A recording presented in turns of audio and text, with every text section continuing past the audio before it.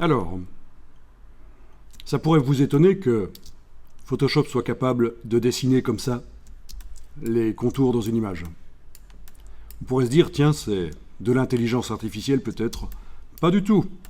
C'est une technique qui existe depuis très longtemps en photographie. Depuis avant l'invention de l'ordinateur, il était possible d'obtenir ça. Je peux vous faire une petite démonstration, comme ça vous allez voir. Parce que ça peut être intéressant de comprendre comment ça marche, la détection des contours dans Photoshop et dans les logiciels d'infographie en général. Parce que ça sert à quoi? Ça sert à faire des dessins comme ça éventuellement, oui, mais ça sert aussi quand on accentue les détails, c'est très utile de savoir où sont les bords des objets en fait. Quand on accentue les détails dans des photos, chose qu'on va faire par la suite avec deux méthodes, l'accentuation et le passe haut. Deux méthodes très différentes. Mais dans les deux méthodes, il faut que le logiciel arrive à trouver où sont les contours dans l'image. Donc je vous montre juste ici, ceci vous ne le faites pas bien sûr, je vais juste ici dans cette image créer un calque, j'ai même pas besoin de créer un calque, en fait sur le calque d'arrière-plan, je vais aller créer un cercle.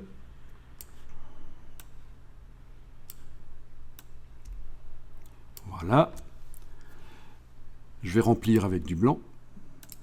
Donc j'ai utilisé un outil de création d'ellipse, de sélection elliptique, et j'ai utilisé la touche Shift pendant que je traçais, donc ça fait un cercle, tout bêtement. Je vais remplir avec une couleur, édition remplir avec couleur. Je vais essayer avec du rouge ici par exemple, voilà. Je désélectionne, et voilà, j'ai... Oui, Photoshop n'a rempli que dans le cercle parce que c'est le principe de la sélection. C'est pour travailler sur, pas sur toute l'image, mais sur une partie de l'image. Donc c'est ça la sélection en fait. Voilà, donc là j'ai un cercle bêtement, un cercle de pixels rouges entouré de blanc.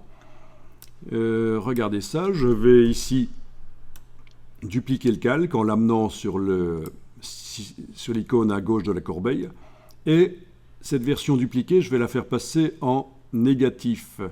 Donc il y a pour ce calque du dessus, un mode couleur, qui n'est pas le mode normal, qui veut dire recouvrant, mais je vais le faire passer donc dans le mode différence.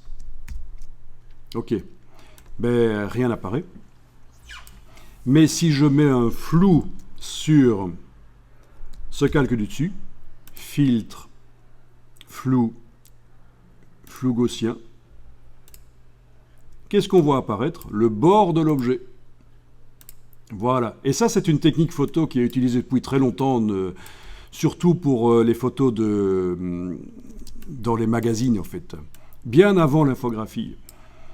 C'est-à-dire qu'en labo photo, on a un positif, et par-dessus le positif, donc un film positif. Par-dessus le film positif, on va placer un négatif flou. Ou alors c'est l'inverse, on a un négatif et par-dessus le négatif, on va positionner un positif flou. Et la seule chose qui reste visible, c'est les contours dans les objets. Oui, quand vous superposez un positif et un négatif, on ne voit rien. Mais si on a un des deux qui est flou, on voit les contours qui apparaissent. Et donc ça, c'est bêtement l'astuce qui est utilisée par Photoshop. Quand vous lui demandez de trouver les contours dans une image comme ce qu'on a fait ici, sans que vous le voyez, le filtre tracé des contours duplique l'image, on fait un négatif flou et trouve les contours comme ça. Voilà, donc rien de magique, rien d'intelligence artificielle là-dedans, c'est une bête astuce technique.